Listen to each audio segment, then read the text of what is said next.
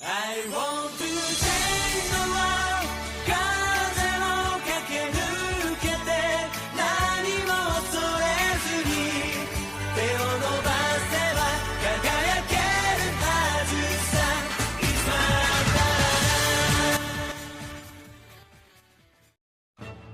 Halo teman-teman, gimana kabar kalian semuanya? Semoga baik-baik saja ya. Oke, melanjutkan pada part sebelumnya, di mana Kagome yang sudah kembali ke dunianya dan merasa sangat senang. Lalu, sang kakek yang tahu tentang kisah sumur itu pun kemudian menutup dan menyegelnya kembali. Di sisi lain, Inuyasha yang sedang mencari Kagome akhirnya menemukan bajunya di dekat sumur keramat, sehingga Inuyasha pun kemudian masuk ke sumur tersebut. Singkat cerita, Inuyasha berhasil sampai ke dunia Kagome dan memaksa agar Kagome ikut dengannya. Awalnya ia nggak mau, namun setelah melihat sehelai rambut milik Yura di bahu Inuyasha, ia pun merasa curiga. Bahkan ternyata keluarga Kagome juga nggak bisa untuk melihat rambut tersebut. Kemudian saat mereka pergi ke sumur itu, ternyata rambut-rambut Yura mengikuti Inuyasha sampai ke dunianya dan lalu menyerang mereka berdua. Akan tetapi mereka merasa kesulitan, ditambah lagi Inuyasha yang nggak bisa melihat benang rambut tersebut. Lalu entah mengapa rambut-rambut tersebut tiba-tiba aja ngilang dan Kagome pun akhirnya mau untuk kembali ke dunia Inuyasha karena nggak mau membahayakan keluarga dan juga dunianya. Namun sebelum itu Inuyasha memberikan mantelnya yang memiliki ketahanan lebih kuat daripada baja. Sementara itu Yura ternyata sedang menunggu mereka berdua sambil memegang tengkorak merah.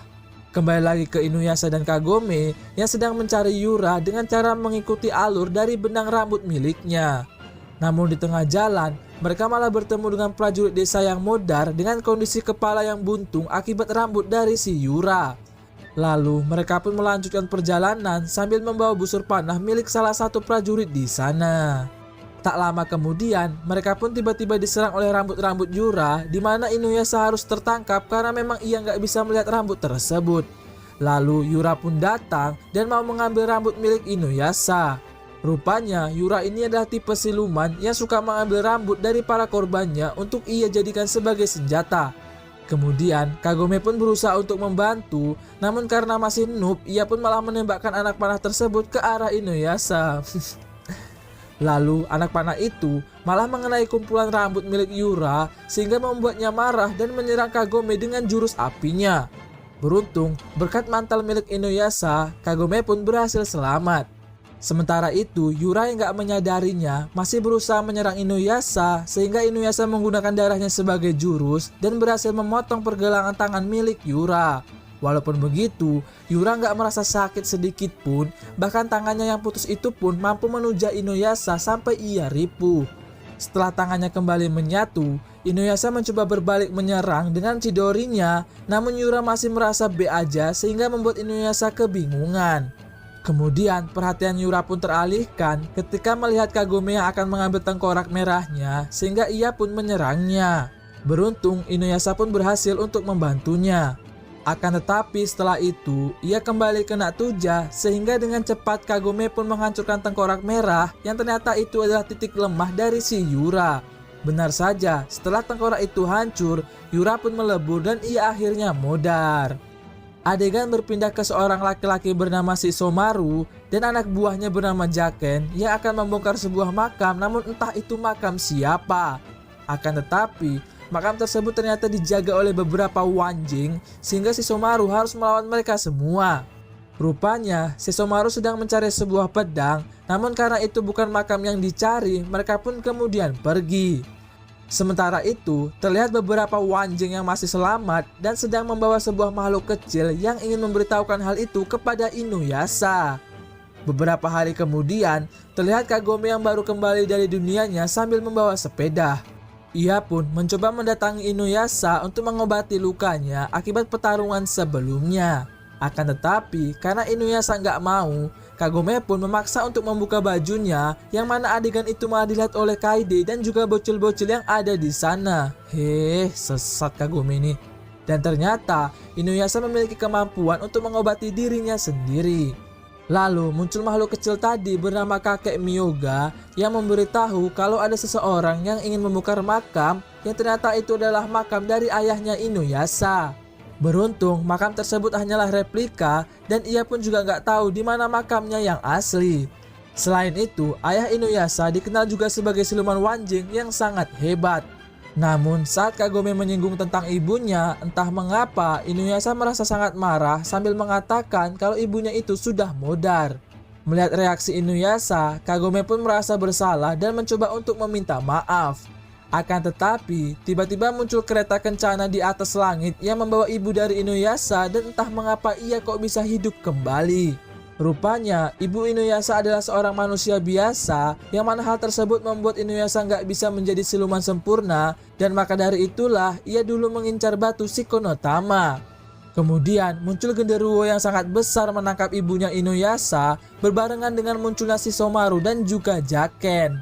Dan ternyata Shishomaru adalah kakak kandung dari Inuyasha. Berbeda dengan Inuyasha yang sangat menyayangi ibunya, Shishomaru justru sangat membencinya karena ibunya yang seorang manusia. Lalu Shishomaru mencoba bertanya di mana makam ayahnya, namun karena Inuyasha nggak tahu, Shishomaru pun menyiksa ibunya sendiri untuk mengancam Inuyasha. Akan tetapi Inuyasha nggak peduli karena dia tahu kalau ibunya yang asli sudah lama modar. Namun setelah Jaken menjelaskan kalau itu adalah ibunya yang di Edo Tensei oleh Shishomaru, raut wajah Inuyasha pun langsung berubah cemas dan ia lalu menyerang genderuwo itu hingga membuat tangannya putus. Saat genderuwo akan menyerang mereka lagi, tiba-tiba ibu Inuyasha mengeluarkan cahaya aneh dan mereka pun hilang entah kemana. Dan rupanya itu ada rencana yang sudah disiapkan oleh Shishomaru dan juga Jaken.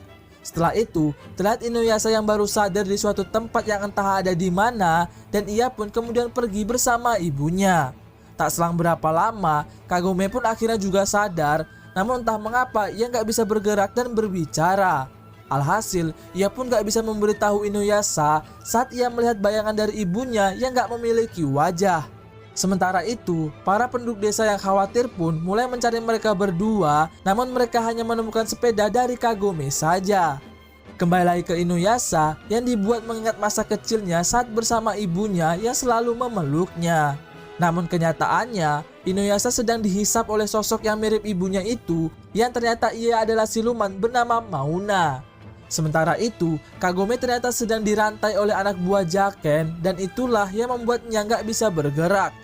Beruntung, berkat kakek Myoga yang datang dan menghisap darahnya, Kagome pun akhirnya bisa terlepas dari ikatan rantai tersebut. Sementara itu, terlihat Mauna yang sedang mencari informasi tentang makam ayahnya pada diri Inuyasha. Namun, Inuyasha hanya mengatakan mutiara hitam di sebelah kanan. Tentu saja, itu membuat Mauna dan Jaken merasa kebingungan. Tak selang berapa lama, Kagome pun datang untuk menolong Inuyasha, namun Mauna malah kabur dan terus menghisap Inuyasha. Lalu kakek Myoga mengatakan cara untuk menyelamatkan Inuyasha adalah dengan membangunkan rohnya kembali. Dengan cepat, Kagome mencoba menghancurkan bayangan mereka di dalam air dan ternyata cara itu berhasil hingga Inuyasha akhirnya sadar. Akan tetapi tak selang berapa lama, Shishomaru pun datang yang ternyata ia mengerti maksud dari mutiara hitam di sebelah kanan dan itu adalah biji hitam di mata kanan Inuyasha. Lalu dengan paksa, Shishomaru mengambil mutiara hitam itu dari mata Inuyasha yang mana itu membuatnya kesal sehingga sempat terjadi pertarungan di antara mereka. Saat Shishomaru akan memfataliti Inuyasha, entah mengapa Mauda malah melindunginya hingga ialah yang akhirnya modar. Lalu, Shishomaru menggunakan mutiara hitam itu untuk pergi ke makam ayahnya yang kemudian diikuti juga oleh Inuyasha dan juga Kagome. Singkat cerita, terlihat Shishomaru yang sudah sampai di makam ayahnya dan akan mengambil pedang yang ia cari.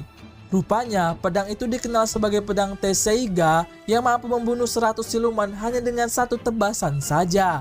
Akan tetapi, Shishomaru ternyata nggak bisa mencabut pedang tersebut karena ia bukanlah orang yang terpilih.